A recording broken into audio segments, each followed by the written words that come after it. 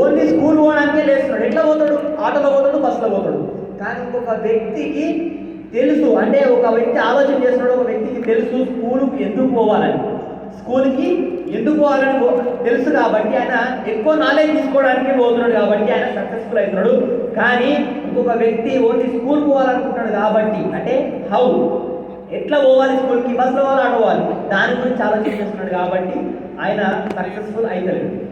और इसलिए direct selling business में प्रेस्टीज में भी कौन असफल है और कौन सफल है ये पता लगाना बहुत आसान है। जैसे दोनों बच्चे स्कूल जा रहे हैं, दोनों यूनिफॉर्म पहन के जाते हैं, दोनों एक ही क्लास में बैठते हैं, फिर भी एक बच्चे के अच्छे नंबर आते हैं, एक के अच्छे नंबर नहीं आते हैं। उसी तरीके से वेस्टीज की यूनिफॉर्म पहने तो बहुत सारे लोग हैं यहाँ पर, रोजाना सुबह उठते हैं, 10 प्लान ये भी दिखाता है, डेमो ये भी देता है, इसे सफलता नहीं मिलती। पर वो एक आदमी जो वेस्टीज यूनिफॉर्म पहनता है, 10 प्लान ये भी दिखाता है, डेमो ये भी देता है, इसे पता है ये क्या कर रहा है और कैसे कर रहा है। पर इसे एक चीज नहीं पता, जो इसे पता है, इसे ये भी पता है कि ये क्या कर रहा है, कैसे कर रहा है और क्यों कर रहा है, इसलिए ये सफल हो जाता है और ये असफल रह जाता है। సో ఇక్కడ విషయం చూడండి, చాలా ఇంపార్టెంట్. చాలా మంది ఇక్కడ వెస్టీజ్ బిజినెస్ ని చేస్తున్న వాళ్ళు చాలా మంది ఉన్నారు. డైరెక్ట్ సెల్లింగ్ బిజినెస్ లో వెస్టీజ్ విన్నింగ్ టీమ్ లో చాలా మంది పనిచేస్తున్నారు. ఎట్లయితే ఒక స్టూడెంట్, చాలా మంది స్టూడెంట్స్ స్కూల్కి పోతారు, చదువుకుంటారు, కానీ ఒక వ్యక్తి ఫస్ట్ వస్తున్నాడు, ఇంకొక వ్యక్తి ఫెయిల్ అవుతున్నాడు. ఆయన యూనిఫామ్ వేసుకుని పోతున్నాడు, ఈయన కూడా యూనిఫామ్ వేసుకుంటున్నాడు. వెస్టీజ్ విన్నింగ్ టీమ్ లో కూడా చాలా మంది వెస్టీజ్ బిజినెస్ చేస్తున్నారు విన్నింగ్ టీమ్ సాయంతో. అందరూ వైట్ షర్ట్ బ్లాక్ ప్యాంట్ వేసుకొని వస్తున్నారు. ప్రతిరోజు ఇద్దరు 10 ప్లాన్లు చూపిస్తున్నారు. కానీ వ్యత్యాసం ఏంటంటే ఒక వ్యక్తి ఆయన ఎన్ని ప్లాన్లు చూపిస్తున్నాడో ఆయనకు అర్థమవుతుంది, ఎన్ని ప్లాన్లు చూపిస్తున్నాడు, 10 ప్లాన్లు చూపిస్తున్నాడో అర్థమవుతుంది. కానీ ఇంకొక వ్యక్తికి ఏం తెలుసు అంటే ఆయన ఎందుకు చూపిస్తున్నాడో ఆయనకు తెలుసు కాబట్టి ఆయన సక్సెస్ అవుతున్నాడు. ఇంకొక వ్యక్తి ఆయనకి ఎందుకు చూపిస్తున్నాడో తెలియదు, కానీ చేసుకుంటూ పోతున్నాడు అంతే.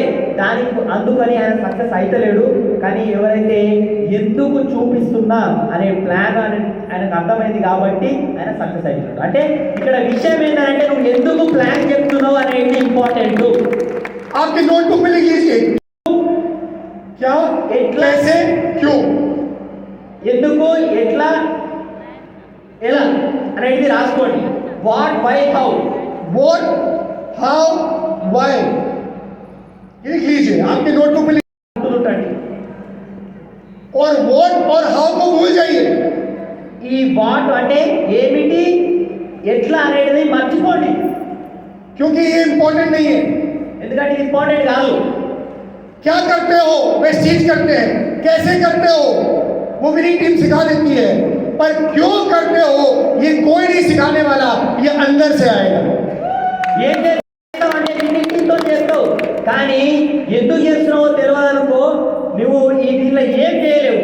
సో అందుకని ఎందుకు చేస్తున్నావు అనేది నీకు ఎవరు చెప్పరు, నీ లోపల నుంచి రావాలి అని చెప్తున్నావు.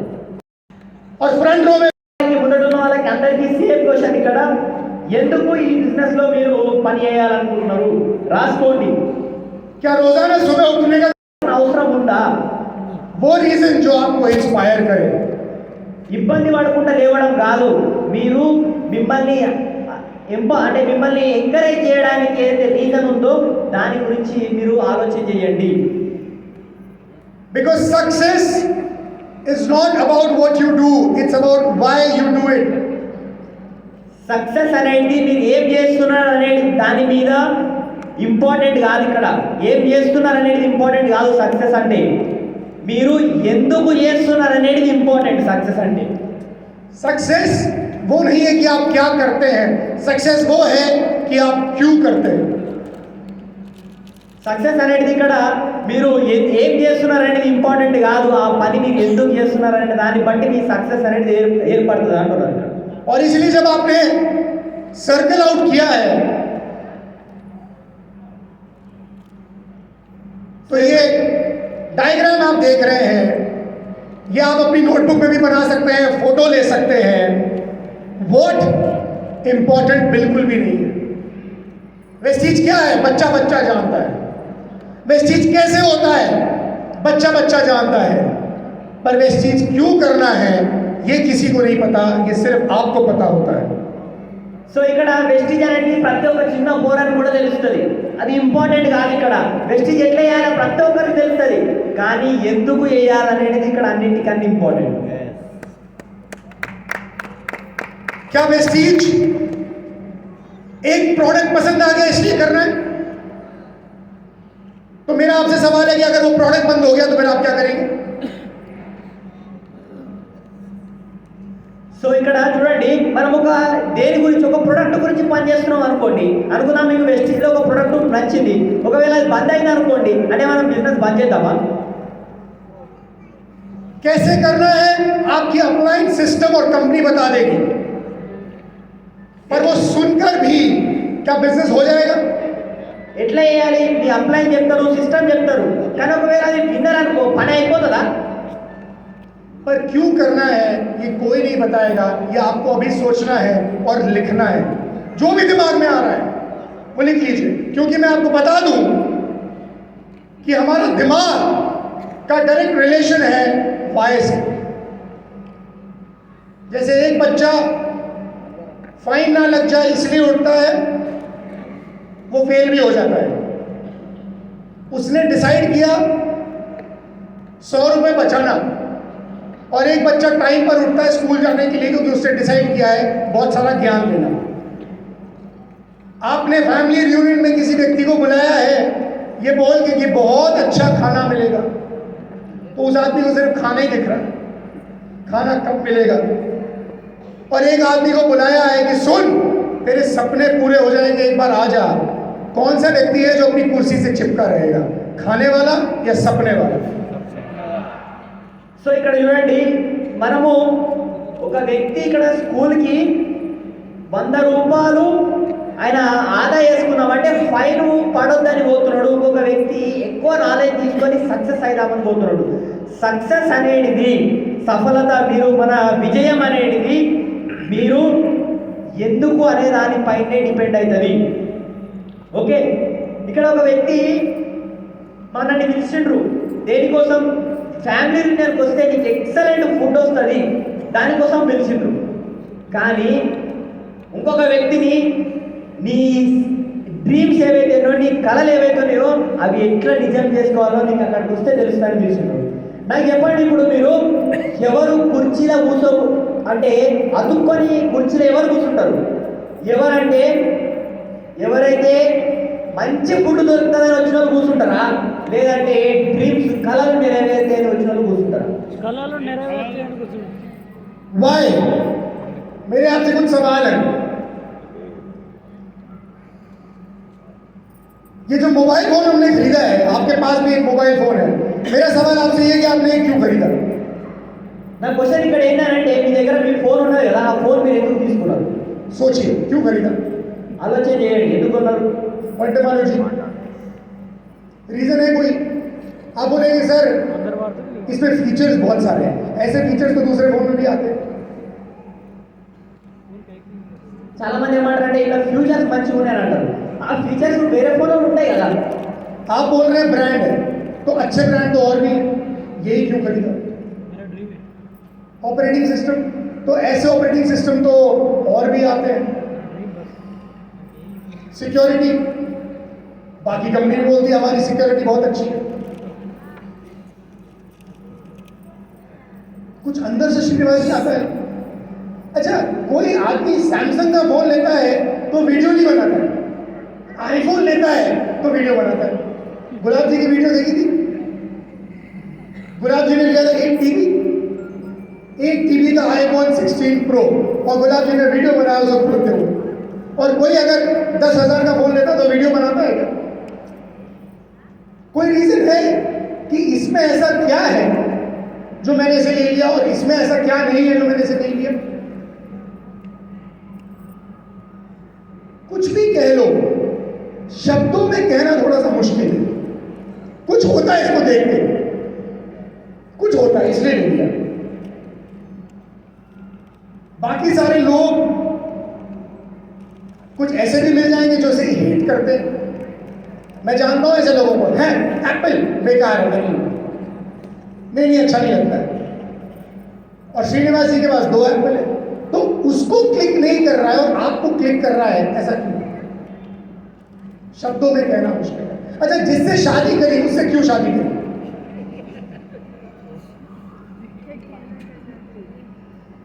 तो मेरा जवाब यह है कि लंबे बाल तो बहुत सारे लोगों के होते हैं। पवन राज जी, जिससे शादी हुई, हरणी जी से भी यही सवाल है, उससे शादी क्यों की? कोई रीजन है? आप कहेंगे गोरे, गोरे तो और भी लोग होते हैं। आप कहेंगे पतली है तो पतले तो और भी लोग होते हैं। आप कहेंगे नेचर अच्छा है, नेचर तो बहुत सारे और लोगों का भी अच्छा है। इसी से क्यों शादी की? केदार जी, जब आपने अदिति जी को देखा होगा तो तार झंझनाए होंगे, इसलिए शादी कर लिया। शब्दों में कहना मुश्किल है।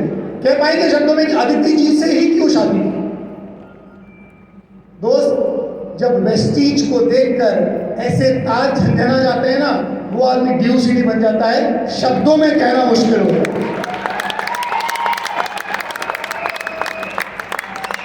99 में मेरे फादर ने, डॉक्टर एसपी भार्गव जी ने, जब इस अपॉर्चुनिटी को देखा तो ना प्लान समझ में आया ना प्रोडक्ट समझ में आया। सिर्फ एक चीज समझ में आई कि यार तार झंझना गए, एक रीजन मिल गया इस बिजनेस को करने का। क्यों करना है? अगर उसको डिफाइन करना चाहेंगे तो इस बिजनेस में फाइनेंशियल सिक्योरिटी है, इसीलिए करना है। और इसलिए वो आज तक करते आ रहे हैं और 26 साल हो गए, अभी तक रुके नहीं। ना तो ये देखना कि क्या है, ना ये देखना कि कैसे होगा। अगर नजर कहीं जानी है तो बादलों की छटनी करो और ये नक्की करो कि क्यों करना है। సో ఇక్కడ మీరు ఏదైతే ఫోన్ కొన్నారో ఆ ఫోన్, అదే ఫోన్ ఎందుకు కొన్నారు? సో అట్లాంటి ఫీచర్స్ చాలా ఉంటాయి. చాలా మంది ఏమంటున్నారు, ఒకరు ఫీచర్స్, దాని మంచి ఫీచర్స్ ఉన్నాయి, అట్లాంటి ఫీచర్స్ చాలా ఉన్నాయి. ఒక వ్యక్తి ఐఫోన్ కొన్నప్పుడు వీడియో చేస్తారు, కానీ చిన్న 10,000 ఫోన్ కొన్నప్పుడు వీడియో చేయరు. గులాబ్ సార్ ఇప్పుడు 1 TB ఫోన్ కొన్నప్పుడు వీడియో చేసినట్ట 16 Pro Max. సో వీడియో చేసిండు, మరి నార్మల్ ఫోన్ చేయరు ఎందుకు అంటే ఇట్లాంటి ఫీచర్స్ చాలా ఉంటాయి, ఫోన్లు చాలా ఉంటాయి, కానీ ఎందుకో తెలియదు, మాటలలో చెప్పడం రాదు. లోపల నుంచి ఒక శబ్దం వస్తుందంట, అది కొనాలని అందుకని కొనేస్తారంట. ఇంకొక మాట నెక్స్ట్ స్టెప్ అడిగి చేస్తారంటే, సారు మీరు ఈరోజు ఎవరినైతే మ్యారేజ్ పెళ్లి చేసుకున్నారో ఎందుకు చేసుకున్నారు? కొంతమంది ఏమంటారు, సార్ అన్నాడట, భారీ సార్ ఎంటికలు పెద్ద ఉన్నాయని చేసుకున్నాడట. సో ఎంటికలు పెద్ద చాలా మందికి ఉన్నాయి. కొంతమంది ఏమంటారు, మంచి నేచర్ ఉన్నది అని చేసుకున్నారు అని అంటారు. అట్లాంటి మంచి నేచర్ ఉన్న వాళ్ళు చాలామంది ఉన్నారు. కొంతమంది అంటారు, అంటే ఇక్కడ కొంతమంది అన్నారు తెల్ల ఉన్నదని. తెల్ల ఉంటే చాలామంది తెల్ల ఉన్నారు, కానీ ఎందుకు అని అంటే మాటలలో చెప్పడానికి రాదు, అది లోపల నుంచి అట్లా అనిపిస్తుంది, అంతే. ఇక్కడ కూడా వెస్టీజ్ బిజినెస్లో ఎవరైతే వెస్టీజ్ ప్లాన్ విన్న తర్వాత లోపల నుంచి అనిపిస్తుందో, తాళం చేశారే అంటున్నారు సారు, లోపల నుంచి ఎప్పుడైతే అనిపిస్తుందో, ఎవరికైతే అనిపిస్తుందో ఈ బిజినెస్లో నేను సక్సెస్ అయితే అని వాళ్ళే 100% యూజ్ అవుతారు. 1999లో ఎస్పీ భారతి సార్కి ఈ బిజినెస్ చూసినప్పుడు అనిపించిందంటే దీనిలో ఫైనాన్షియల్ సెక్యూరిటీ ఉందని. ఒక రీజన్ దొరికింది. ఆ రీజన్ని పట్టుకొని ఈరోజు 24 సంవత్సరాల నుంచి చేస్తున్నారు. ఎందుకంటే సార్కి లోపల నుంచి అట్లా మంచిగా అనిపించి చేస్తున్నారు, అంతే. సో మీకు అట్లా లోపల నుంచి మంచిగా అనిపించేది ఏంటి? और अब मैं आपको दोबारा कह रहा हूं, लिखने के लिए, क्या लिखने के लिए? वो कारण जिसके सुनते ही, लिखते ही आपके अंदर से आवाज आए कि मुझे ये बिजनेस करना है। जैसे एसपी भारत जी के अंदर से आवाज आई थी 99 में। दोबारा कहूंगा, ना प्लान समझ में आया, ना प्रोडक्ट समझ में आए, बस ये समझ में आया कि इस बिजनेस से मुझे फाइनेंशियल सिक्योरिटी मिल सकती है, क्योंकि हमेशा उन्होंने बात कही है कि मुझे चाहिए थी सिक्योर्ड इनकम। मुझे चिंता होती थी इस बात की कि अगर मैं नहीं रहूंगा तो मैं पीछे से मेरे परिवार का क्या होगा। अब आपको पेन से अपनी किताब में वो कारण लिखना है कि आप इस बिजनेस को क्यों करेंगे, जिस कारण से आपको करंट लगेगा। सलीम भाई के पास करंट लगने की एक चीज थी, 25 लाख रुपए का कर्जा। श्रीनिवास जी, आपके पास क्या कारण था? मैं नीचे आ जाता हूं आपके पास। आपने इस बिजनेस को इतनी तेजी से क्यों बिल्ड किया, क्या कारण था? मुझे मेरे फैमिली में हीरो बनना था। ये आपको दर्द देता था? ये सर जो रिस्पेक्ट, मतलब जो रिस्पेक्ट नहीं था वो रिस्पेक्ट पाना था मुझे, इसलिए मैंने पेन से। तो आपको जैसे ये बात ख्याल में आती थी तो आपको करंट लगता था? 100% सर, कब हीरो बनना है, कुछ लोगों के सामने मैं खुद भगवान बनना है हेल्प करके। Thank you. हो सकता है इस बात से आपको करंट नहीं लगा हो, पर श्रीनिवास जी को करंट लगता था, इसलिए श्रीनिवास जी का वाय था। ये आपका वाय बनेगा जरूरी नहीं, आपका वाय कुछ और हो सकता है। मैं मेरा वाय भी शेयर करूंगा आपसे, पर उससे पहले मैं चाहता हूं कि आप सोचें, क्योंकि अगर अभी तक सफलता नहीं मिली तो इसलिए नहीं मिली क्योंकि वाय क्लियर नहीं है, धुंधला है। धुंधला क्यों करना है? स्पिरुलिना बेचने के लिए कर रहे हैं क्या? क्या स्पिरुलिना बेचने का ठेका मिला है हमको? क्या सीएमडी बेचने के लिए कर रहे हैं क्या? एक था लड़का विजय मालिकर जी, वो सिर्फ सीएमडी बेचता था। वो आज यहां से गायब है, वो आया भी नहीं, पर ना मैंने उसे वोट किया क्योंकि उसको सीएमडी बेचने का ठेका मिला था। और जिस दिन वो सीएमडी बेचता था, मुझे उस दिन पता था कि ये सीएमडी बेचते बेचते एक दिन खुद टीएनए हो जाएगा, टेम्पररी नॉट अवेलेबल। जैसे सीएमडी गायब होगा कुछ दिन के लिए, वैसे ये भी कुछ दिन के लिए गायब हो जाएगा, क्योंकि उसका वाई क्लियर नहीं था। उसे सिर्फ ये पता था कि वॉट, उसे क्या बेचना है बस। और ये वॉट वाले सबसे पहले बाहर होते हैं, और जो ज्यादा ज्ञान ले लेते हैं कैसे करना है, कैसे करना है, कैसे करना है, वो दूसरे नंबर पे आउट होते हैं। और जिनको पता होता है वाई, क्यों करना है, वो कभी आउट नहीं होते, वो हमेशा बने रहते हैं।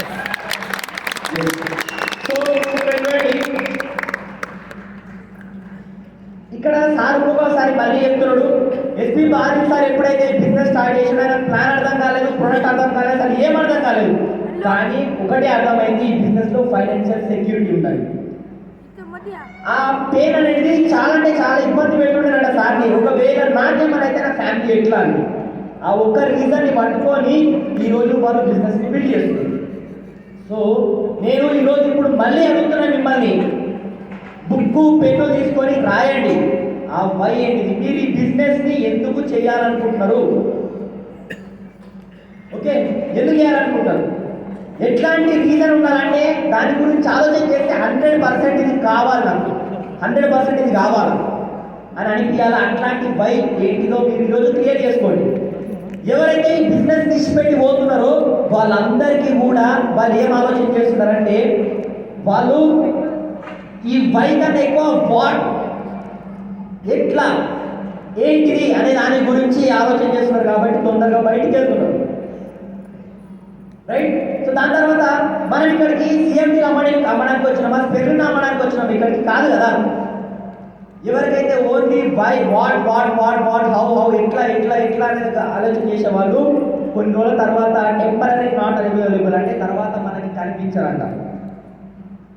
సో ఇక్కడ మీరు ఆలోచన చేయాల్సింది ఏంటంటే ఎందుకు, వై అనే దాని గురించి ఆలోచన చేయండి. ఎవరైతే ఈ బిజినెస్ తీసి పెడతారో వాళ్ళు కేవలం వై అనేది క్లియర్ ఉన్నది, పప్పు కనిపిస్తుంది మొత్తం, ముందట ఏం కనిపించదు సరిగా, వాళ్ళే ఈ బిజినెస్ బయటకు తీసి పెడతారు. శ్రీనివాస్ సార్, ఇప్పుడు సలీం సార్కి కరెంటు కల్పించేది ఏంటంటే ఆయన అప్పు 40 లక్షల అప్పు కరెంటు కల్పిస్తుండే. ఆ వై ఎందుకనండి, శ్రీనివాస్ సార్కి అందరికీ ఫ్యామిలీ మెంబర్స్ అందరి ముందట హీరో కావాలి, ఎందుకంటే హీరో కావాలి అంతే. సో అట్లా మరి ఈ హీరో కావాలనేది మీకు కరెంట్ కల్పించకపోవచ్చు, కానీ మీకు కరెంట్ కల్పించేది ఏంటిదో ఆలోచన చేయండి. వై?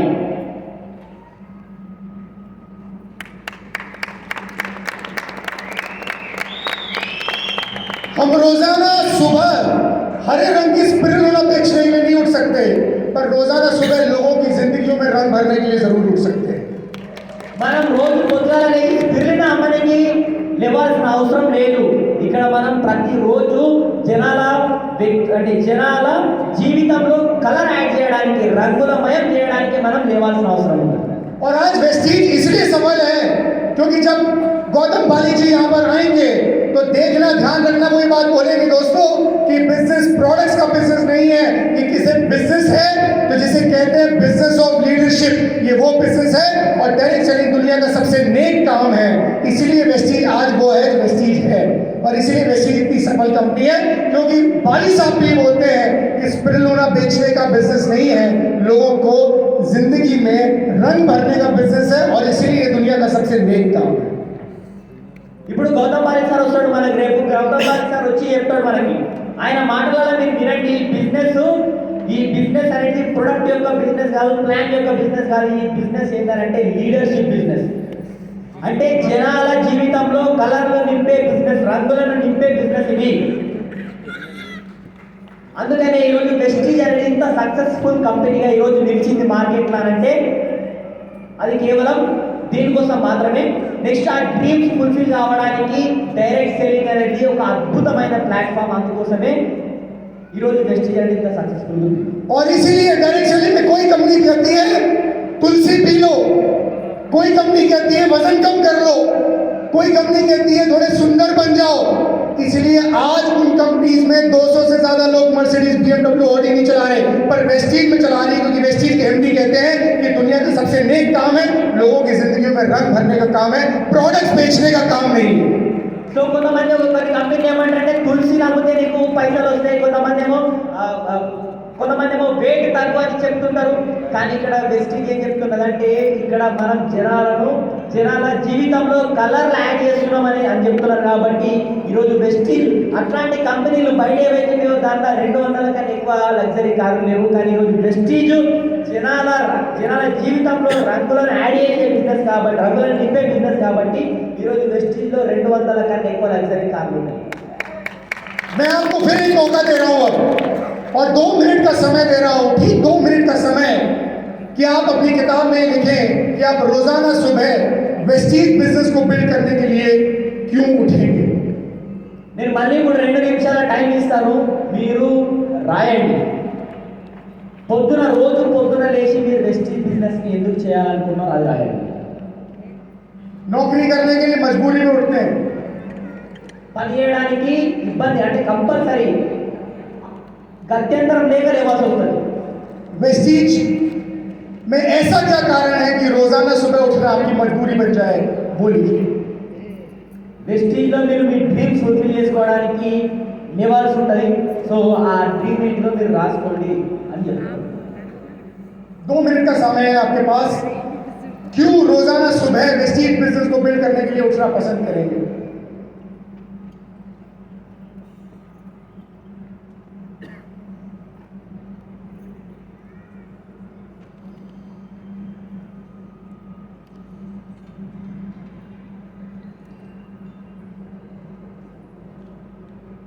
जो आपके मन में आ रहा है लिख लीजिए. सही होगा गलत होगा वो हम अभी डिसाइड करेंगे, पर कोशिश कीजिए कि एक ऐसा कारण लिखें जो आपको करंट दे, आपको लगे कि ये बात मेरे जहन में, ख्याल में आते ही मुझे करंट लगता है और मैं बैठा होता हूँ तो खड़ा हो जाता हूँ, लेटा होता हूँ तो खड़ा हो जाता हूँ, खड़ा होता हूँ तो भागने लगता हूँ. సో మీరు ఈ రాసేటప్పుడు ఒక కారణం రాయండి. ఏంటంటే ఒకవేళ మీరు పడుకొని ఉంటే అది వినగానే మీరు లేస్తారు నిద్ర నుంచి, లేచినారంటే నిలబడరంటే ఉరకడం స్టార్ట్ చేస్తారు. అట్లాంటి రీజన్ రాయండి. 1 मिनट और, ఇంకొక నిమిషం ఉంది మన దగ్గర.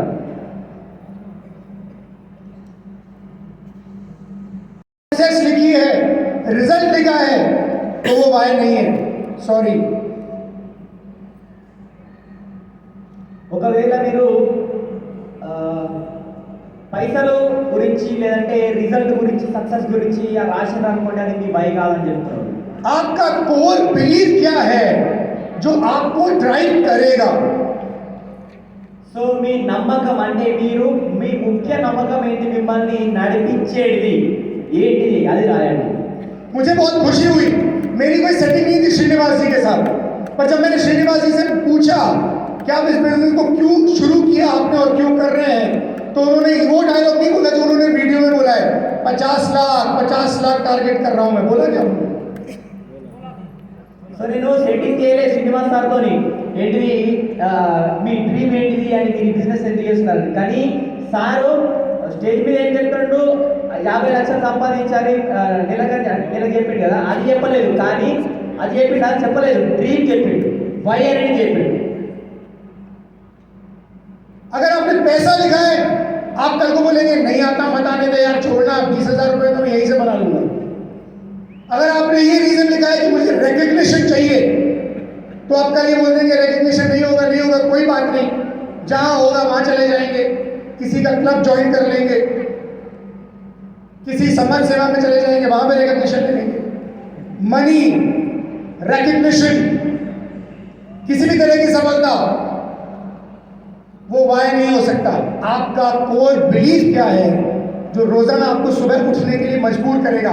श्रीनिवास जी का जो वाय है कि मुझे मेरे परिवार का हीरो बनना है, ये वाय इतना अच्छा वाय है कि ये कभी खत्म ही नहीं होगा, क्योंकि हीरो बनने की कोई लिमिट नहीं है। ये कितने ऊंचे जा सकते हैं उतने ऊंचे जा सकते हैं। पर अगर आपने लिखा कि 5 लाख रुपए महीना चाहिए, जिस दिन 5 लाख रुपए महीना आ गया, क्या दूसरा वाय ढूंढने जाएंगे?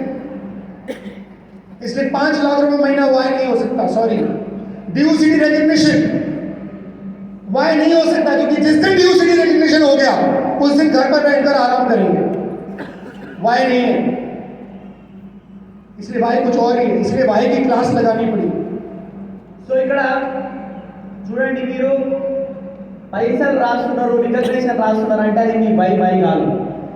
ఎందుకనంటే ఎప్పుడైతే మీరు దాన్ని అచీవ్ చేస్తారో మీరు పని చేయడం ఆపేస్తారు. అనుకున్నా మీకు 5 లక్షలు కావాలనుకోండి, 5 లక్షలు వచ్చిన తర్వాత మీరు ఆపేస్తారు. దాని తర్వాత మీరు ఎప్పుడైతే డివిజన్ రికగ్నిషన్ కావాలనుకోండి, ఆ డివిజన్ రికగ్నిషన్ వచ్చిన తర్వాత మీరు బిజినెస్ని ఆపేస్తారు, ఇంటికానే ఉండిపోతారు. ఒకవేళ మీకు రికగ్నిషన్ కావాలనుకుంటే ఏదైనా సమాజ సేవలో కూడా పోయినప్పుడు కూడా మనకి రికగ్నిషన్ అనేది చేస్తారు. లేదు కొన్ని డబ్బులు రాశారనుకోండి, ఇక్కడ కాకపోతే ఇంకొక దగ్గర సంపాదిద్దాం, లేదంటే ఏం అవసరం ఉంది అని మీకు అనిపిస్తుంది. కానీ అది మీ వై కాదు. మిమ్మల్ని రోజు పొద్దున ఎందుకు లేవాలి అని చెప్తుందో అది మీ వై. మీరు లేవడానికి, పొద్దున లేవడానికి మిమ్మల్ని లేపేది ఏదైతే కారణం ఉందో దాన్ని వై అంటున్నారు. ఆ వై ఏంటిదో రాసుకోండి. आइए देखते हैं कुछ examples. Same activity but different why. Attending a marriage, कुछ लोग शादी में इसलिए जाते हैं ताकि जिसने बुलाया है उसको शक्ल दिखा सके, और कुछ लोग शादी में इसलिए जाते हैं क्योंकि उन्हें जेन्युइनली खुशी है, इसलिए वो नाचते हैं। मेरे यार की शादी है, मेरे यार की शादी है, उसे खुशी है। और हम तो जाते डर, लिफाफा निकाला, शक्ल दिखाई, पकड़, बाय बाय, कोई मतलब नहीं है। दोनों तैयार होते हैं, दोनों अच्छा सूट पहनते हैं, एक के पास अलग वाय है, एक के पास अलग वाय है। शादी में कौन टिकेगा? जिसको अंदर से खुशी है, जिसे पता है कि उसे शादी क्यों अटेंड करनी है। जो लिफाफा देने के लिए और अच्छा खाना खाने के लिए आया है, उसे कोई मतलब ही नहीं है किसी से। सेम एक्टिविटी डिफरेंट वाय। वेस्टीज में सब तैयार होंगे, सब ज्वाइन करेंगे, सब लोग लगेंगे घर से बाहर निकलते हुए। एक आदमी 10 प्लान दिखाएगा, अशोक जी कोई ज्वाइन नहीं करेगा। एक आदमी सिर्फ 4 प्लान दिखाएंगे, सारे ज्वाइन करेंगे, क्योंकि एक के पास वाय है, उसके अंदर से ऐसी वाइब्रेशंस निकलती है कि सामने वाला मजबूर होता है ज्वाइन करने के लिए। ये इसीलिए काम कर रहा है क्योंकि अपने अपलाइन को बता सके कि आज मैंने काम किया है। दोनों के पास सेम दिखने वाले लोग पर डिफरेंट वाय, इसलिए एक असफल हो जाता है, एक सफल हो जाता है। ఇక్కడ చూడండి, సేమ్ పని కానీ చేసే రీజన్ లేదు, అంటే వాళ్ళు ఎందుకు చేస్తున్నారు అనేది డిఫరెంట్. ఇప్పుడు ఎగ్జాంపుల్ చూడండి, ఒకరు పెళ్లికి పోతారు. పెళ్లికి పోయినప్పుడు ఏం చేస్తారు? ఎందుకు పోతారు? కొంతమంది పెళ్లి కంటే పిలిచినందుకు ముఖం చూపించడానికి కొంతమంది పోతారు. కొంతమంది ఏమో పోయి జస్ట్ ఇట్లా లిఫాఫ్ అంటే మనం అయితే గిఫ్ట్ తీసుకుపోయినామో అది ఇచ్చేసి వెళ్ళిపోతారు. కానీ కొంతమంది ఎందుకు పోతారంటే వాళ్ళు పెళ్లి చేసుకున్నందుకు నాకు హ్యాపీ ఉంది కాబట్టి డ్యాన్స్ చేయడానికి పోతారు. సేమ్ వై, అంటే సేమ్ పని కానీ వాళ్ళు డిఫరెంట్ కారణాల చేత వాళ్ళు పోతున్నారు. ఇప్పుడు ఎగ్జాంపుల్కి ఒక వ్యక్తి ప్లాన్ చూపిస్తున్నాడు, ప్రతిరోజు ప్లాన్ చూపిస్తున్నాడు, ప్రతిరోజు 10 ప్లాన్లు చూపిస్తున్నాడు. ఒక వ్యక్తి ఎందుకు చూపిస్తున్నాడంటే వాళ్ళ అప్లైన్కి తెలవాలి, ఏంటిది మా డౌన్లైన్ మస్తు పని చేస్తుందని తెలవడానికి చేస్తారు. కానీ ఒక వ్యక్తి సక్సెస్ కావడానికి, డ్రీమ్ ఫుల్ఫిల్ చేసుకోవడానికి వై కోసం పని చేస్తాడు కాబట్టి ఆయనకు స్పీడ్గా సక్సెస్ వస్తుంది. దాంతోపాటు ఆయనకి ఏదైతే మనకి ఆయన డ్రీమ్స్ ఉన్నాయో అదే వ్యక్తి ఒక వ్యక్తి చెప్పేటప్పుడు ఎవరు జాయిన్ గారు 10 ప్లాన్ చెప్తారు, 20 ప్లాన్ చెప్తారు, కానీ ఒక వ్యక్తి చెప్పినప్పుడు అందరూ జాయిన్ అయ్యడం స్టార్ట్ చేస్తున్నారు. ఎందుకనంటే వాళ్ళ బాడీల నుంచి ఆ వైబ్రేషన్స్ బయటకు వస్తాయంట. एक ही आदमी चर्च जाता है, मंदिर जाता है, मस्जिद जाता है, गुरुद्वारे जाता है और वो श्रद्धा से झुक जाता है, और एक आदमी जाता है इसीलिए ताकि जितने आस पड़ोस मोहल्ले वाले लोग हैं वो इसकी शक्ल देख ले कि ये मंदिर, मस्जिद, चर्च और गुरुद्वारे आ गया, अच्छा आदमी है, कौन अच्छे कर्म बांध रहा है। ఒక వ్యక్తి ఒకటే పర్సన్ గుడికి పోతున్నాడు, మసీద్కి పోతున్నాడు, చర్చ్కి పోతున్నాడు, గురుద్వారా పోతున్నాడు. ఒక వ్యక్తి ఎందుకు పోతున్నాడు అంటే ఒక పర్సన్ ఎందుకు పోతున్నాడు అంటే ఆయన సమర్పితం చేసుకోవడానికి, ఆయన సమర్పితం చేసుకోవడానికి ప్రేమతోని పోతున్నాడు గుడికి, చర్చ్కి, మసీద్కి. కానీ ఒక వ్యక్తి దేనికోసం పోతున్నాడంటే అందరూ చూడాలి ఈయన గుడికి పోతున్నాడు, మసీద్కి పోతున్నాడు, చర్చ్కి పోతున్నాడు అంటే ఈయన మంచి వ్యక్తి అని అందరికి తెలవడానికి పోతున్నాడు. కానీ అదే ప్లేస్లో ఇంకొక వ్యక్తి ఆయన ఏదైతే సమర్పితం చేసుకోవడానికి, థ్యాంక్ చెప్పుకోవడానికి పోతున్నాడు. ఇక్కడ ఎవరు మంచి కర్మను అర్జితం చేస్తున్నారు, మంచి కర్మ ఎవరు కూడా కట్టుకుంటున్నారు. सोचिए, एक आदमी खाना खाता है क्योंकि उसे बहुत इच्छा है ज्यादा खाने की, जितना ज्यादा खा सकता है उतना खाता है, जो खा सकता है वो खाता है, प्लेट पूरी भर लेता है और फिर बाद में उल्टी भी हो जाए तो उसे फर्क नहीं पड़ता. और एक तरफ साधु संत हैं, खाना वो भी खाते हैं पर वो उतना ही खाते हैं जितने की जरूरत है. वो सोचते हैं कि ये गड्ढा है, ये भर जाए, बस मेरा काम चल जाए, मुझे इतना ही खाना है. खाना दोनों खा रहे हैं पर दोनों के पास अलग अलग उपाय हैं. ఒక వ్యక్తి అన్నం తింటాడు, ప్లేట్లో ఎంత పెట్టుకుంటాడు అంటే తింటారు, అన్నం అంటే తింటారు, ఎంత పెట్టుకుంటారు అంటే నింపుకుంటూనే ఉంటారు. ఒకవేళ పోతా పడుతుందో కూడా తెలియదు, కానీ నింపుకుంటూనే ఉంటారు, తింటూనే ఉంటారు. కానీ ఒక వ్యక్తి సాధు సంతులు ఎవరైతే ఉంటారో, గొప్ప మహాత్ములు, వాళ్ళు ఎందుకు తింటారంటే ఒక్కొక్క వ్యక్తి ఏది పడితే తింటున్నాడు. కానీ ఇంకొక వ్యక్తి సాధు సంతులు ఎవరైతే ఉంటారో అంటే మహాత్ములు ఎవరైతే ఉంటారో వాళ్ళు దేనికోసం తింటారంటే ఈ బండి నడవాలా దానికోసం తింటారు. సో అంటే తింటున్నారు ఇద్దరు కానీ డిఫరెంట్ వై కోసం తింటున్నారు. किस किस को गार्डनिंग पसंद है? गार्डनिंग, पौधों को पानी देना, हाथ खड़ा करेंगे. ఎవరెవరికి చెట్లకు నీళ్లు పెట్టడము, మంచిగా చూసుకోవడం, చెట్లకు మంచిగా చూసుకోవడం ఎంతమందికి ఇష్టం? आपको कोई कितने सारे हाथ खड़े, आपको महीने के 2000 रुपये मिलते हैं क्या इसको काम करने के लिए? మీకు నెలకి 2000 అని ఇస్తారు ఎవరన్నా? और नहीं मिलते आप तब भी करते हैं ना, क्यों करते हैं? పైసలు రావు అయినా కానీ చేస్తారు కదా, ఎందుకు చేస్తారు? डिफाइन कर सकते हैं? సో మీరు ఎప్పుడైనా దాన్ని చెప్పగలుగుతారా? ఎందుకని? मतलब आप सोच के देखो, पौधों में पानी डाल रहे हैं, कैसा काम? और आपके यहाँ पे एक माली भी आता है, वो 2000 रुपये महीने लेता है चरण जी. अगर अगले महीने उसको 2000 रुपये महीने नहीं दें, आप 2000 रुपये ना दें तो पानी डालने आएगा वो? नहीं आता है. उनका मन में फर्क समझना. आपको 2000 नहीं मिलते उस काम के, आप तब भी तैयार हैं पानी डालने के. उस आदमी को सेम काम के लिए 2000 नहीं मिलते, वो छोड़ने को तैयार है. काम एक ही है, दोनों के पास अलग अलग वाय है. वो 2000 रुपए के लिए कर रहा है और आपको अच्छा लगता है कोई एक पौधे को पानी देना ताकि वो ग्रो कर जाए, आप इसीलिए कर रहे हैं. कौन लंबे समय तक करेगा? ఇక్కడ చూడండి, ఇక్కడ మనందరికీ చెట్లకు నీళ్ళు పెట్టడం అనేది ఇష్టం. సో ఇక్కడ ఈ ఇష్టం అనేది ఎందుకు ఇష్టం అనేది మనం చెప్పలేము. మనకు పైసలు రావు అయినా కానీ మనం చెట్లకు నీళ్ళు పెడతాం, వాటిని మంచిగా నరిష్ చేస్తాం. కానీ అదే వ్యక్తి, అదే ఒక పర్సన్ 2000కు అనుకున్నాము, ఒక నెలకి 2000 ఇస్తున్నాం, చెట్లకి ప్రతి నెల, అంటే ప్రతిరోజు. ఒకవేళ ఆయన ఒక నెల 2000 వేయలేదు అనుకోండి, ఆయన ఆ చెట్లకు నీళ్ళు పెడతాడా? పెట్టడు. కోసం పనిచేస్తుంది. ఒక వ్యక్తి సేమ్ పని, కానీ ఒక వ్యక్తి ఈ 2000 వస్తే చేస్తున్నాడు, కానీ ఒక వ్యక్తి 2000 రాకపోతే కూడా దాన్ని కంటిన్యూ చేస్తూనే ఉన్నాడు. ఎందుకంటే ఒక వ్యక్తి పైసల కోసం చేస్తున్నాడు, ఇంకొక వ్యక్తికి ఆయనకి మంచిగా అనిపిస్తున్నాడు అందుకని చేస్తున్నాడు. ఆ వ్యక్తి ఎందుకు చేస్తున్నాడు అంటే ఆ చెట్టు పెరగడం కోసం చేస్తున్నాడు. నాకు ఇప్పుడు మీరు చెప్పండి, ఎవరు ఎక్కువ సమయం వరకు ఆ పని చేయగలుగుతారు? क्या ऐसा कारण है कि जिसके कारण से आप वेस्टीज आने वाले कई सालों तक करते रहेंगे, आपकी अगली पीढ़ी भी करती रहेगी? ये वही फर्क है, वो कारण आपको ढूंढना है जो आपके पौधों को पानी डालने में और एक माली के पानी डालने में फर्क है. సో మీరు వెస్టేజ్ని ఎందుకు వేయాలనుకుంటున్నారు, కారణం ఏంటిది అనేది మీరు తెలుసుకోవాలి. మీ తరతరాలు వెస్టేజ్ని ఎందుకు చేయాలి అనుకుంటున్నాయో మీరు ఈరోజు ఆ కారణాన్ని వెతుక్కోండి అని చెప్తుంది సార్. यहाँ पर बहुत सारे हम्बल बैकग्राउंड के लोग हैं जो शायद 15-20 हज़ार रुपये महीने का कमाते हैं.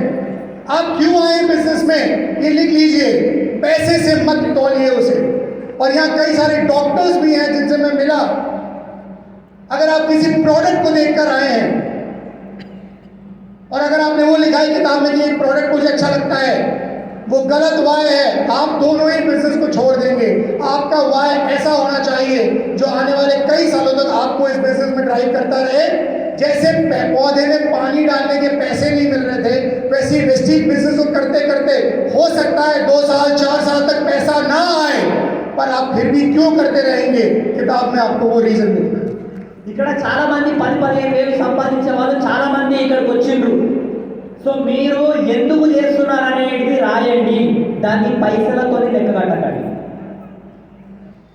మీరు ఒక ప్రొడక్ట్ గురించి వచ్చిండ్రు అనుకోండి, కొంత ఇక్కడ చాలా మంది డాక్టర్స్ ఉన్నారు, మీరు ఒక ప్రొడక్ట్ మంచి, నేను చాలా మంది కలిసిన చెప్తున్నాడు సార్, నేను చాలా మందిని కలిసిన ఒక ప్రొడక్ట్ మంచిగా అనిపించింది. ఈ 2 రకాల వ్యక్తులు కూడా ఈ బిజినెస్లో నిలబడలేరు, కొన్ని రోజుల తర్వాత వెళ్ళిపోతారు. ఎందుకనంటే అది మీ వై కాదు. సో మీరు మీ వై ఏదైతే ఉందో అది మీరు రాసుకోండి. కొంతమంది ఇప్పుడు పైసల కోసం రాస్తున్నారు కదా, మీ వై ఎట్లాంటివి ఉండాలంటే కొన్ని సంవత్సరాల వరకు పైసలు రాకున్నా కానీ వెస్టీజ్ని చేస్తూనే ఉండాలి. అట్లాంటి వైని మీరు రాయండి. ఏం వై अलग समझना है. एक और एग्जाम्पल देता हूं. एक आदमी हेलमेट पहनता है पुलिस से बचने के लिए, और एक आदमी हेलमेट पहनता है अपनी जिंदगी बचाने के लिए. ఒక వ్యక్తి చూడండి, ఇంకొక ఎగ్జాంపుల్ నేను చెప్తున్నాను. ఏంటిదనంటే ఒక వ్యక్తి హెల్మెట్ పెట్టుకుంటాడు ఎందుకనంటే 100 రూపాయలు ఆదా చేద్దామని, కానీ ఇంకొక వ్యక్తి హెల్మెట్ పెట్టుకుంటాడు అన్న ప్రాణం కాపాడుకుందామని. సో ఎందుకు అనేది ఇంపార్టెంట్. ఇక్కడ మీరు ఆలోచన చేయండి, ఎందుకు ఈ వెస్టీజ్ బిజినెస్ మీకు అని చెప్తున్నారు సార్. अब आपको तय करना है कि आप हेलमेट पुलिस से बचने के लिए पहनेंगे या हेलमेट जिंदगी बचाने के लिए पहनेंगे.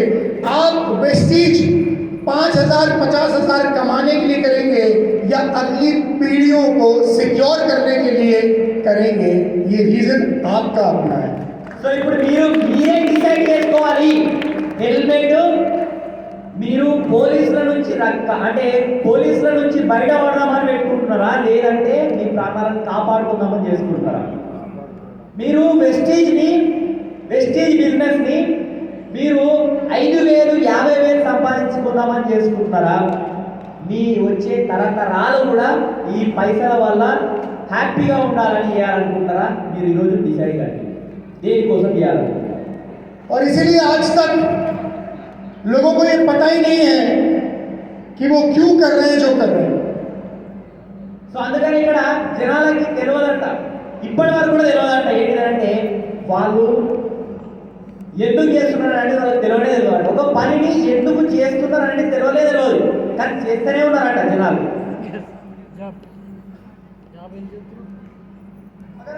अगर आपका वाई आपको डरा नहीं रहा है, ఒకవేళ మీ వై ఏదైతే ఉందో ఎందుకు అనేది మిమ్మల్ని భయపెడతలేదు అనుకోండి, तो वो आपको पुश नहीं करेगा.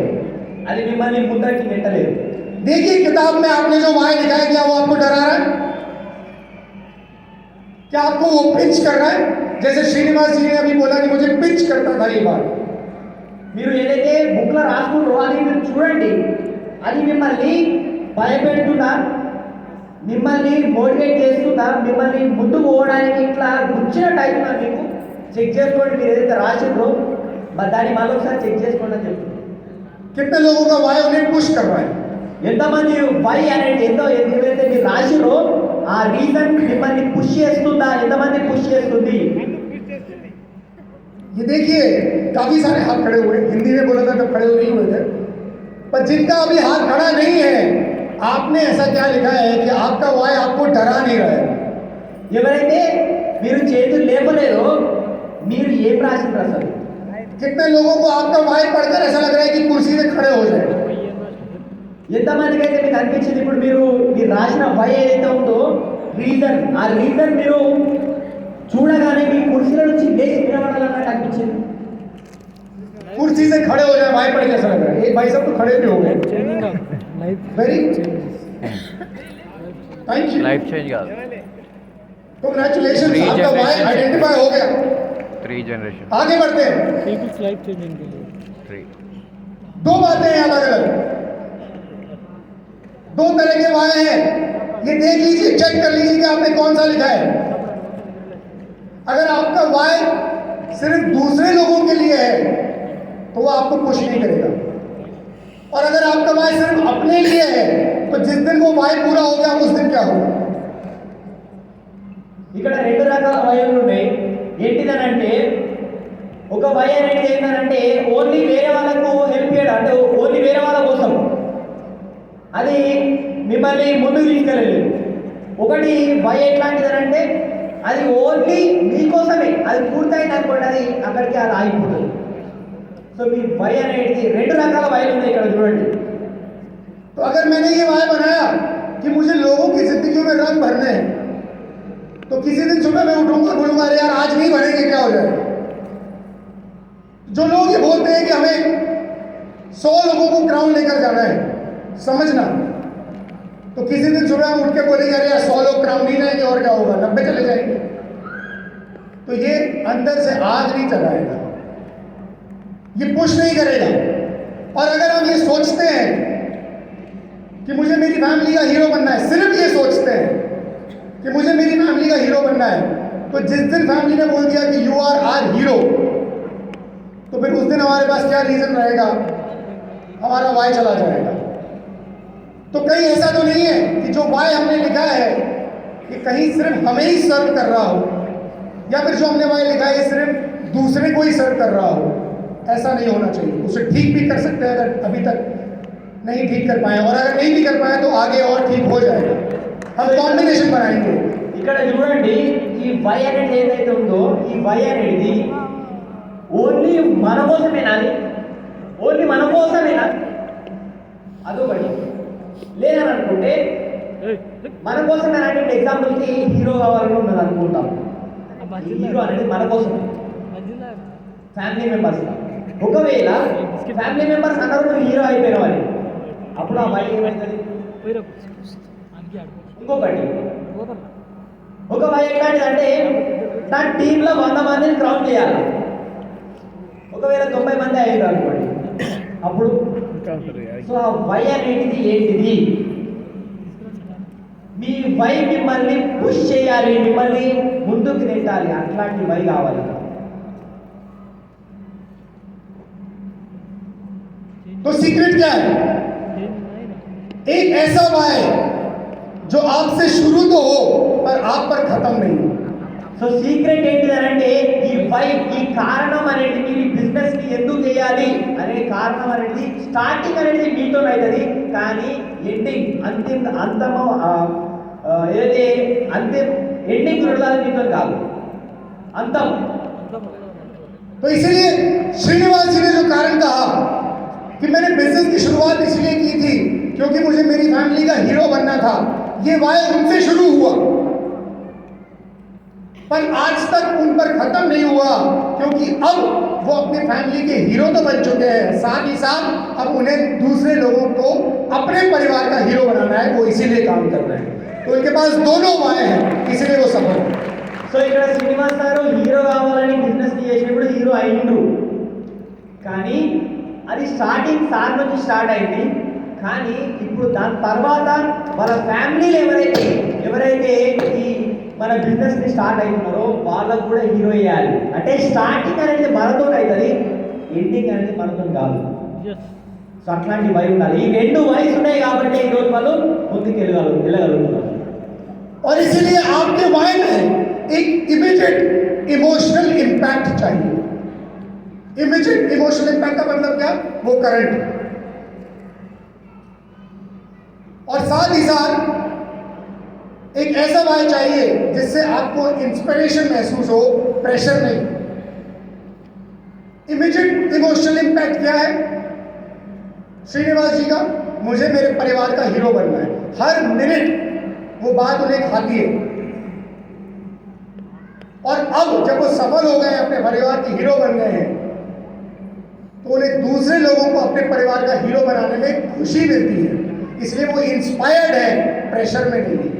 और एक ऐसा वाय या दो वाय हो सकते हैं आपके कि इमीडिएट इमोशनल इम्पैक्ट क्या है? My family should be proud of me. ये मेरा वाय है। मेरा वाय पता है क्या है? किसी दिन ऐसा ना हो कि मेरी पत्नी मुझसे कहे तुमने जिंदगी में किया क्या? दर्द हुआ? Yes. और जब हम कुछ कर लेंगे, इसका अंत नहीं होने वाला है, क्योंकि जैसे हीरो बनने का कोई अंत नहीं है, वैसे ही प्राउड फील कराने का अपनी फैमिली को अंत नहीं है। ये कभी खत्म नहीं होगा। मुझसे शुरू हुआ है पर मुझ पे खत्म नहीं होगा। और दूसरी बात यह है कि जब आप एक लेवल पर पहुंच जाते हैं तो आपका काम ही आपका रिवॉर्ड बन जाता है। సో ఇక్కడ చూడండి, ఈ వై అనేది ఏంటంటే రెండు రకాలుగా ఉంటారు. అంటే ఒకటే వై కానీ రెండు ఇంపాక్ట్స్ చూపించాలన్నమాట. ఒకటి ఏంటంటే ఇమీడియట్ ఎమోషనల్ ఇంపాక్ట్, అంటే ఇప్పుడు మనల్ని కరెంట్ తెప్పియాలి, కరెంట్ కలిపియాలి. ఇప్పుడు మనల్ని చేరి మీద కూర్చొనియాలి, మంట పెట్టాలి ఇప్పుడు మనకి. అట్లాంటి వై, అట్లాంటి కారణం. నెక్స్ట్ ఇంకొకటి, ఆ పని చేయడానికి ఇన్స్పిరేషన్ కావాలి మనకు, ప్రెషర్ కావద్దు. అబ్బా ఇంకా వేయాలని అట్లా అనిపించదు, ఎస్ చేయాలి అని అనిపించాలి. అట్లా ఆ వై అనేది మనకు అట్లా ఉండాలన్నమాట.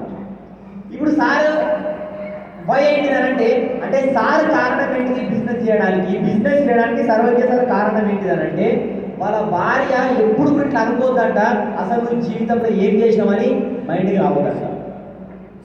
అది సార్ యొక్క కారణం ఈ బిజినెస్ని బిల్డ్ చేయడానికి. ఇంకొకటి ఏంటంటే, దాని తర్వాత ఏమవుతుంది? సక్సెస్ వచ్చేసింది కదా, వాళ్ళ భార్య అతని పైన ప్రౌడ్గా, అంటే ఎంతో గర్వంగా ఫీల్ అవుతున్నారు. కానీ ఇప్పుడు ఈ గర్వం అంటే ఏదైతే ఉందో, ఈ పని చేయడం వల్ల ఏమైందంటే ఆ పని ఆయనకి రివార్డ్గా మారుతుంది అనమాట. అంటే అదే ఒక ఆభరణంగా మారుతుంది ఈ పని. సో అందుకోసం ఫీల్ చేస్తున్నారు. दुनिया में एक शहर है दुबई। गुलाब भैया क्यों इतनी तेजी से ग्रो कर रहा है? आप तो अभी 4-5 दिन रहकर आए हो। उनका इमीडिएट इमोशनल इम्पैक्ट पता है क्या है अशोक जी? अभी गए थे ना दुबई, क्या शहर है यार। एक समय क्या था? रेगिस्तान।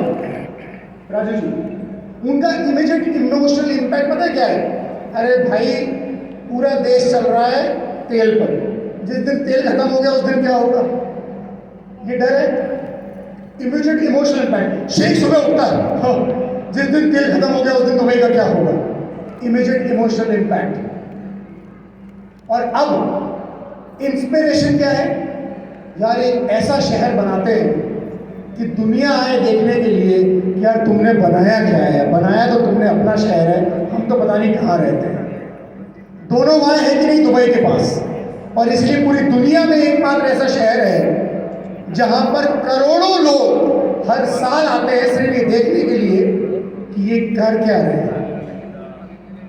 సో ఇక్కడ చూడండి, దుబాయ్, ఈరోజు దుబాయ్ అనేది ఇంత స్పీడ్గా ఎందుకు గ్రో అవుతుందనంటే వాళ్ళకి రెండు కారణాలు ఉన్నాయి. ఇక్కడ చూడండి. సో ఈ దుబాయ్ అనేది ఫస్ట్ మొత్తం ఎడాలి. వాళ్ళకి ఫస్ట్ కారణం ఏంటిది? Immediate emotional impact. Emotional immediate impact ఏంటిదనంటే అంటే ఒకవేళ ఇప్పుడు ఈ రాష్ట్రం అంటే ఈ దేశం దేనిపైన నడుస్తుంది? ఓన్లీ ఆయిల్ మీద నడుస్తుంది. ఒకవేళ ఆయిల్ భూమిలో ఆయిల్ వేయడం బంద్ అయింది అనుకోండి, ఎట్లా? అది మనని అంటే ఆ షేక్ ఎవరైతే దాన్ని పరిపాలిస్తున్నాడో ఆయన్ని పట్టుకొని వెళ్ళిపోతున్నాడు. రోజు పొద్దున అందుకని వేస్తున్నాడు ఆయన. ఒకవేళ ఆయిల్ అయిపోతే ఎట్లా? కానీ దాని తర్వాత సెకండ్ ఏంటిది? సెకండ్ ఏంటిదంటే అరే ఎట్లాంటి మీరు దేశాన్ని నిర్మించారంటే జనాలు వచ్చి అమ్మాయి ఎంత ఎక్సలెంట్ దేశం మీరు నిర్మించారని చూడడానికి రావాలా. అది అది ఇంకొకటి, అది సెకండరీ అనమాట. అంటే ఇన్స్పిరేషన్. మనం ఆ పనిని ఇంకా ఎక్కువ చేయడానికి ఇన్స్పైర్ ఏం చేస్తున్నట్టు ఎంత ఎక్సలెంట్ సిటీని వాళ్ళు నిర్మించారు, ఎంత ఎక్సలెంట్ దేశాన్ని వాళ్ళు నిర్మించారు అనేది ఇన్స్పైర్ చేస్తున్నారు. और इसलिए बेस्ट वाई वो है जो लोग लंबे समय तक काम करेंगे वेस्टीज में, विनिंग टीम में, जिनके पास पर्सनल मोटिवेशन भी होगा. कौन सा वाला? फैमिली का हीरो बनना है. और जिनके पास एक लार्जर पर्पस होगा, ये बेस्ट वाई बनेंगे. और अगर आपने जो अपनी किताब में लिखा है वो दोनों पर्पस सॉल्व कर रहा है तो आपको बधाई हो, आप लंबे समय तक इस बिजनेस में रहने वाले हैं और सफल होने वाले हैं. సో మీ వై ఏదైతే ఉందో ఇది ఫస్ట్ మీ పర్సనల్గా, అది మీ పర్సనల్ కావచ్చు. దాని తర్వాత అది వచ్చేసి అది ఇంకా ఎక్కువ మందిని ఇన్స్పైర్ చేసేది కూడా కావాలి. ఒకవేళ ఈ రెండింటిని సాటిస్ఫై చేస్తుంది అని అంటే అది మీ బెస్ట్ వై అని చెప్తున్నారు అన్నమాట. एक आखिरी बात, क्रिकेट का खेल कहां पर इन्वेंट हुआ? इंग्लैंड वाले सबसे अच्छा खेलना जानते हैं, ऐसा है. उन्होंने शुरुआत करी तो जानते हो खेल क्या है, कैसे खेला जाता है, ये तो इंग्लैंड से ज्यादा अच्छा कोई नहीं जानता ना. तो फिर लगान में क्या? लगान तो देखिए सबने, लगान फिल्म. अब इसको तेलुगु में कैसे बोलेंगे? సో ఇక్కడ చూడండి, మనకి ప్రపంచంలో క్రికెట్ అనేది ఎక్కడ అంటే ఫస్ట్ స్టార్ట్ చేసిండ్రంటే ఇంగ్లాండ్ అనే దేశంలో స్టార్ట్ చేసిండ్రు. కానీ ఇంగ్లాండ్ వాళ్ళే బాగా ఆడగలుగుతున్నారా? ఎందుకంటే వాళ్ళే స్టార్ట్ చేసింది కదా, మరి వాళ్ళే బాగా ఆడగలగాలి కదా. కానీ అట్లా లేదు. కానీ ఇక్కడ చూడండి, మరి లగాన్ సినిమా ఉన్నది. ఆ సినిమాలో ఏమైంది మరి? लगान में जब क्रिकेट का खेल हुआ और क्रिकेट ही डिसाइड करने वाला था कि क्या रिजल्ट होगा, उस केस में क्या हमें नहीं लगता था कि जो गोरे हैं उन्हें तो ये पता है खेल क्या है और कैसे खेला जाता है? तो मेरा आपसे सवाल यह है कि गोरे क्यों नहीं जीते? ఇక్కడ చూడండి, మనకు అనిపిస్తుంది కదా, అరే వీళ్ళకి తెలియదు కదా, వీళ్ళకి ఆడటం వచ్చు కదా అని మనకు అనిపిస్తుందా? అనిపిస్తుంది. కానీ వాళ్ళు ఎందుకు ఓడిపోయారు, వాళ్ళు ఎందుకు గెలవలేకపోయారు? और जो गांव वाले थे उनको पता था कि क्रिकेट का खेल क्या है और कैसे खेला जाता है. కానీ ఎవరైతే ఆ ఊర్లో వాళ్ళు ఉన్నారో అసలు వాళ్ళకి తెలుసా క్రికెట్ అంటే? తెలుసా అసలు? వాళ్ళకి క్రికెట్ అంటే తెలియదు, ఎట్లా ఆడాలో తెలియదు, అసలు తెలుసా? तो जीता कौन? కానీ ఎవరు గెలిచిండు? कैसे? ఎట్లా గెలిచిండు? इम्पॉसिबल बात है, क्योंकि जब जिन अंग्रेजों ने खेल को बनाया, जयराम जी, क्या खेल है, कैसे खेला जाता है, अंग्रेजों से ज्यादा कोई नहीं समझता. और मेरा सवाल यह है कि फिर गांव वाले कैसे जीत गए? ఇక్కడ చూడండి, ఎవరైతే సృష్టించారో వాళ్ళకి ప్రతి ఒక్కటి తెలుసు. ఆట సృష్టించినే వాళ్ళు క్రికెట్. కానీ వాళ్ళు ఎందుకు గెలవలేదు? गांव वालों में कैसे खेलते थे? వాళ్ళు ఎందుకు గెలవలేదు?